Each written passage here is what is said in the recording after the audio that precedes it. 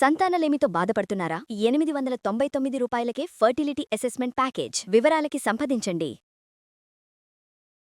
నమస్తే రమగారు. నమస్తే జయ. రమగారు, మనకి ఈ నెలలోనే వసంత పంచమి ఉంది.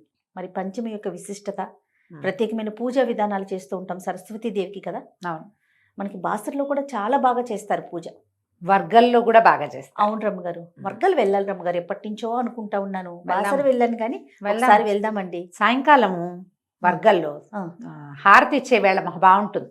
అవునా? కొన్నేళ్ల క్రితం మేము వెళ్తే హారతి ఇస్తారు ఉండండి అని చెప్పారు. ఏ సమయానికండి? 7 గంటలు 7:15 అనుకుంటున్నాను నేను. 7 తర్వాతే మొత్తం దీపాలన్నీ ఈ ఎలక్ట్రిసిటీ దీపాల లైట్లనే తీసేశారు.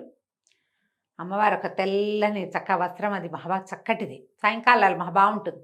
ఆ హారతి ఇస్తుంటే ఆమె హారతితో పాటు కళ్ళు తిరుగుతున్నట్టున్నాయి జయ, పైకి కిందకి. ఎంత బాగుందంటే ఆ వర్గంలో అమ్మవారి దర్శనం ఆ సాయంకాలం వేళ. ఒక 5-6 సంవత్సరాలైనా అయింది, బ్రెయిన్లో ఇంచి పోలా అది. అవునా? అంత అద్భుతంగా ఉంది. ఓకే. అన్ని హారతులు ఇస్తారు సాయంకాలం వేళ. ఆహా. ఈ హారతి ఇచ్చే వేళలు అమ్మవార్ల దేవాలయాలు అన్నిట్లలోనూ విశేషంగా ఉంటాయి. ఆ తర్వాత ఇంకా క్లోజ్ చేసేస్తారు, దాని తర్వాత మూసివేస్తారా? ఇంకా కాసేపు అయిన తర్వాత క్లోజ్ అయిపోతుంది. మహామంగళ హారతి అని ఆ. సాయంకాలాలు ఆహా, ఇస్తారు. ఆహా. చాలా బాగుంటుంది. ఓకే. వసంత పంచమి, ఉమ్. మాఘశుద్ధ పంచమిని వసంత పంచమి చెప్తారు. అయితే ఇప్పుడు మనం సరస్వతి పూజ చేసుకుంటున్నాం, కానీ ఇది వరకు ఈ వసంత పంచమిని వసంతోత్సవంగా చేసేవాళ్ళు. ఉహుం. ఇదేంటంటే మన్మధుడు, రతీదేవి, వసంతుడు, ఈ ముగ్గురు అవతారాలు వేసుకుని వసంతోత్సవం రంగులు చల్లుతూ చేసుకునే ఉత్సవంగా కూడా ఈ వసంతోత్సవాన్ని చేసుకునేవాళ్ళట. ఇప్పుడు ఇది వసంతం ఇప్పుడే రాదు, మాఘ పాల్గుణాలు అయిన తర్వాత చైత్రము వైశాఖము కదా వసంత ఋతువు. అవును. వసంత ఋతువు ఆగమనానికి ముందొచ్చే ఋతువులోనే ఈ వసంతం ఆడేవాళ్ళట అప్పట్లో. ఉహుం, ఉహుం. ఇక మామిడి చిగురులేయటం మొదలు పెడుతుంది, కోకిళ్ళు కొద్దిగా కుయ్యటం మొదలు పెడతాయి, మంచు కొద్దిగా తగ్గుమొహం పడుతుంది, ఎండ కొంచెం పెరుగుతూ ఉంటుంది. ఎండ తీవ్రత వచ్చాక కదా వసంతం వచ్చేది. అవును. ముదిరిన ఎండకి వసంతం వస్తుంది. ఆ ఎండ ముదరడానికి సూచనగా వచ్చేటువంటి ముందొచ్చే ఈ పంచమిని వసంత పంచమిగా పూర్వం చేసేవాళ్ళు. సంస్కృత నాటకాల్లో ఈ వసంతోత్సవం గురించి చాలా విశేషంగా కనపడుతుంది. ఉహుం. డ్రామాస్లో చేసేవాళ్ళు ఇది వరకు. మన పాత సినిమాలలో కూడా ఈ వసంతోత్సవపు హడావిడ్లు 1-2 కనపడేవి. ఏం చేస్తారు రమ్మగారు? వసంతోత్సవం అంటే రంగులు బుక్కాలు చల్లుకోవటం, ఆహా. తర్వాత అందరూ కలిసి నాట్యాలు ఆడటం, ఓ. చెరుగడలు అవి పట్టుకుని ఊరేగటం, ఒకటి మన్మధుడు ఒకటి రతీదేవి వేషం వేసుకోవటం, అందరూ కలిసి అంటే ప్రజలంతా కలిసి సంతోషంగా గడిపే సమయం అన్నమాట ఈ వసంతోత్సవం. ఓకే. దీంతో పాటుగా ఈ రోజున సరస్వతీదేవి జన్మించిందని ఒక ప్రత్యేకమైన విషయం చెప్తారు. ఉమ్. సరస్వతీదేవి అంటే శుద్ధ సత్వస్వరూపిణి, ఏమనాలి, సాత్విక రూపం, తెల్లని వస్త్రము, అవును. తెల్లని పువ్వు మీద కూర్చుంటుంది, అహింసా స్వరూపిణి, ఏమీ ఆయుధాలు లేవు ఆవిడికి, ఒక వీణ ఒక వీణ పట్టుకుంటుంది. ఆ వీణ ఆయుధం కాదు కాదు కదా, కదా. సాధనము. తర్వాత ఏమో పుస్తకము, అక్షమాల, వీణ వాయించుకుంటూ ఉంటుంది. మామూలుగా మనకు అమ్మవార్ల స్వరూపాలు ఎట్లా కనపడతాయి జయ? సాధారణంగా చతుర్భుజిగా ఉన్న అమ్మవారైతే 1-2 ఆయుధాలు ఉంటాయి. అవును. పాశాంకుశాలైనా ధరించి ఉంటుందమ్మ కనీసం. ఈ సరస్వతికి పాశము లేదు, అంకుశము లేదు. ఉమ్. ఆమె పుస్తకము, అక్షమాల అంటే చదువుకో, జపంచి అంటే ధ్యానము, జ్ఞానము 2 లక్షణాలని తెలియజేస్తుంది. రెండోది పారవస్యం, అలౌకికమైనది, సంగీతం, సంగీత సాధనం కదా వీణ. అవును. ఈ సంగీతము, జ్ఞానము, ధ్యానము, ఈ 3 విషయాలని శుద్ధ సాత్విక స్వరూపంగా కనబడేటువంటి సరస్వతీదేవి మనకు తెలియజేస్తుంది. ఆమెని ఈ రోజున పూజిస్తారు. ఈ సరస్వతి పూజ అనగానే విశేషంగా పుస్తక పూజ. ఇది వరకు సరస్వతి అంటే ఏముండేది, మనకి తాళపత్ర గ్రంథాలు ఉండేవి. ఉమ్. మనకి ప్రింట్ వచ్చేసిన తర్వాత చక్కగా కోసి పూజ చేసుకోవటం, పుస్తకాలను పూజించుకోవటం, అవును. పుస్తకం మీద ఏదో ఓంకారం రాసుకోవటం, ఓ స్వస్తికి రాసుకోవటం. జ్ఞానస్వరూపిణైన అమ్మని ఈ ప్రింట్ పుస్తకంలో, ఈ పుస్తకంలో ఉన్న విద్య మన మస్తకంలో కూడా రావాలని కోరుకుని దండం పెట్టుకోవటం. పిల్లలకి అక్షరాభ్యాసాలు చేస్తారు వసంత పంచమి నాడు. ఆల్రెడీ అక్షరాభ్యాసం అయిపోయిన పిల్లలకు కూడా మళ్ళీ అక్షరాభ్యాసం చేయించవచ్చు. పెద్దవాళ్ళ మనం కూడా ఓ అక్షరం రాసుకోవచ్చు, మంచి పని చేయొచ్చు. ఏదైనా లలిత కళలు మొదలు పెట్టదలుచుకున్న వాళ్ళు ఈ రోజున మొదలు పెట్టచ్చు. సాధారణంగా ఏం చెప్తారంటే, మామూలుగా మనం ఏదైనా పని మొదలు పెట్టాలంటే మన నక్షత్రాన్ని బట్టి, తారాబలాన్ని బట్టి మనం ముహూర్తం పెట్టుకుంటాం. కానీ ఈ ప్రత్యేకమైన రోజుల్లో ఇక నీ నక్షత్రము నీ తారాబలము అవసరం లేదు. ఏదైనా కొత్త పుస్తకం మొదలు పెట్టదలుచుకున్నాం, వసంత పంచమి నాడు మొదలు పెట్టండి. కొత్త విద్య నేర్చుకోవటం మొదలు పెడతాం, కొత్త కోర్స్ ఏదైనా ఈ రోజున మొదలు పెట్టండి. తర్వాత ఏదైనా శాస్త్ర విద్య చదువుకునేవాళ్ళు, అది లలిత కళలు ఏదైనా సంగీతమో నాట్యమో, అందులో వైలనని వీణని వోకలని 100 రకాలు ఉన్నాయి కదా, వాయిద్యాలు కూడా ఏవి మొదలు పెట్టదలుచుకున్నా వసంత పంచమి నాడు పిల్లలతోటి చక్కగా మొదలు పెట్టించవచ్చు. పిల్లలే కాదు పెద్దవాళ్ళు కూడా చక్కగా మొదలు పెట్టుకోవచ్చు. శాస్త్రం ప్రకారం ముహూర్తం అవసరం లేని రోజు, ఈ రోజులో వర్జ్యాలు అవి ఏవో ఉంటాయి. మనం ఇంట్లో చేసేటట్టయితే వారం వర్జ్యం చూసుకుని ఏ సమయం బాగుంది, శుభాశుభ సమయాలు మాత్రం చూసుకుని మొదలు పెట్టచ్చు. దేవాలయంలోకి వెళ్ళామనుకో, శుభం లేదు అశుభం లేదు, అన్ని సమయాలు శుభ సమయాలే. అంతే. దేవాలయంలో కూర్చుని పుస్తకం దేవుడి దగ్గర దండం పెట్టుకోవడం, అమ్మవారికి నమస్కారం చేసుకోవటం, చక్కగా ఏ పుస్తకం మొదలు పెడతాము, డ్యాన్సు సంగీతం ఏదైనా స్టార్ట్ చేయదలుచుకుంటే చక్కగా చేసుకోవచ్చు. ఇళ్లల్లో పూజ చేసుకునేటప్పుడు సరస్వతీదేవికి తెల్లని పువ్వులతోటి పూజ చేసుకుంటే మంచిది.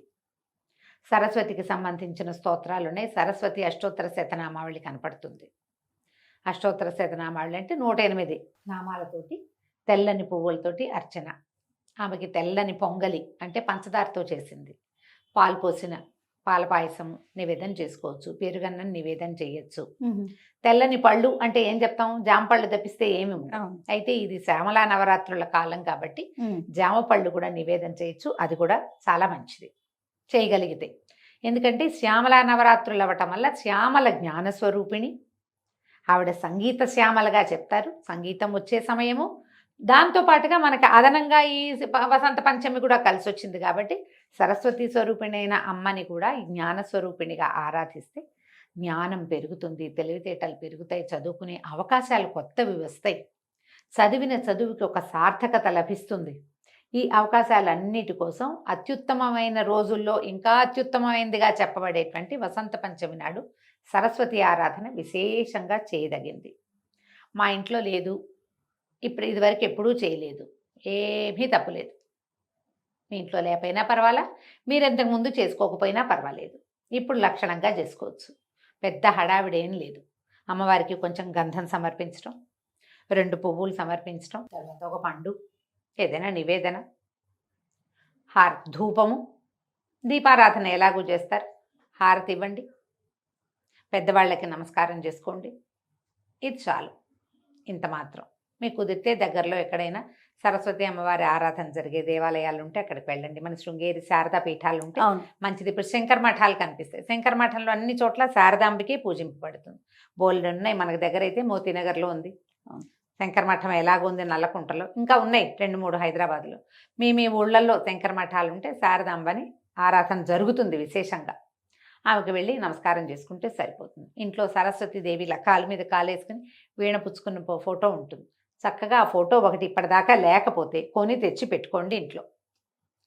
ఇట్లా సాత్విక స్వరూపిణిగా ఉన్న అమ్మని చూసి దండం పెడుతుంటే మన విద్య సాత్వికంగా ముందుకెళ్తుంది. నాకు వచ్చేసిందన్న గొప్ప రాదు. ప్రధానమైనది ఏంటంటే మనకి చదువు, జ్ఞానము, వీటి వల్ల వినయం రావాలి. అవును, సాధారణంగా వినయం రాదమ్మా. పూర్వం చెప్పేవాళ్ళు విద్యా దదాతి వినయం వినయాద్యాతి పాత్రత, పాత్రత్వాత్ ధనం ఆప్నోతి ధనాధర్మం తతసుఖం అని. సుఖం సంగతి పక్కకు పెడితే ముందు విద్యా విదదాతి వినయం అన్నారా.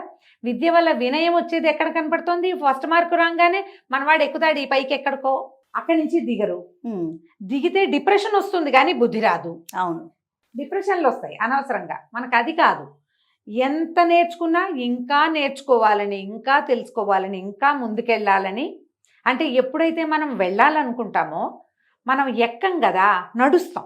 అవును, ముందుకెళ్ళాలంటే ఏమిటి, మెట్టెక్కి పైన కూర్చుంటే అక్కడే కదా కూర్చుంటాం. మనం కూర్చునటం కాదు, మన పాయింట్ ఏమిటి, ముందుకి నడవాలి.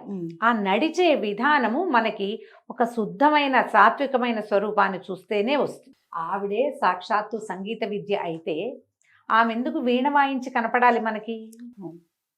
సాక్షాత్తు సంగీతమే స్వరూపం అయినప్పుడు ఆవిడ వీణ వాయించుకుంటూ ఆనందిస్తోందని ఎందుకు చూపిస్తున్నాం మనం? నువ్వు సంగీత స్వరూపిణివే అయినా కూడా నువ్వు కూడా నిరంతర సాధన చేయాలని చెప్తుంది సరస్వతి రూపం. కరెక్ట్ అండి. అంతే కదా. జ్ఞానం ఉన్నవాడు నిరంతరం చదువుకోవాలి. ఏదైనా ఒక విషయం తెలిసినవాడు, ఒక విద్య వచ్చినవాడు నిరంతరము ఆ విద్యలో రమిస్తూ ఉంటేనే ఇలా సాత్వికమైన స్వరూపంగా ముందుకెళ్ళగలుగుతారు. ఆ ముందుకెళ్లే విధానాన్ని సరస్వతి స్వరూపమే ప్రోత్సహిస్తుంది. కాబట్టి చక్కగా ఒక చిన్న సరస్వతి ఫోటో ఒకటి పెట్టుకోండి ఇంట్లో. ఇప్పటిదాకా తేపోతే ఇప్పుడు తీసుకురండి. తప్పకుండా. రోజు కనపడేలాగా పెట్టుకోండి. పిల్లలకి దండం పెట్టడం అలవాటు చేయండి. సరస్వతి నమస్తుభ్యం ఉందండి మనకి. చిన్న శ్లోకం, వరదే కామరూపిణి విద్యారంభం కరిష్యామి సిద్ధిర్భవతు మే సదా. అంతే. ఇంకా ఎన్నో ఉన్నాయి సరస్వతి శ్లోకాలు. మీకు కుదిరింది పిల్లలకి చక్కగా నేర్పించండి. అది రోజు ఒకసారి చెప్పేలా చేయండి. అవకాశం ఉంటే అది చేయొచ్చు, లేదా ఈ ఒకరోజు చెప్పించండి నోటికి. సింపుల్గా తేలికగా పూజ చేసుకోండి. పిల్లల్ని కాసేపు కూర్చోబెట్టి చదివించండి. పిల్లల పుస్తకాల మీద ఓంకారం రాయండి. వాళ్ళకి తెలుగు వస్తే లక్షణంగా వాళ్ళతోటి రాయించండి. చక్కగా ఓ పెన్సిల్తో గీసి దీని మీద ఈ పసుపుతోటో ఈ గంధంతోటో నువ్వే రాయి, అప్పుడు నీకు బాగా చదువు వస్తుంది, బుద్ధి వస్తుంది అని పిల్లలకి మంచి మాట చెప్పండి. మీ పుస్తకం ఉంటే మీరు కూడా డైరీలో రాసుకోండి. కొంతమందికి జర్నలింగ్ అలవాటు ఉంటుంది, రోజు రాసుకుంటారు కదా.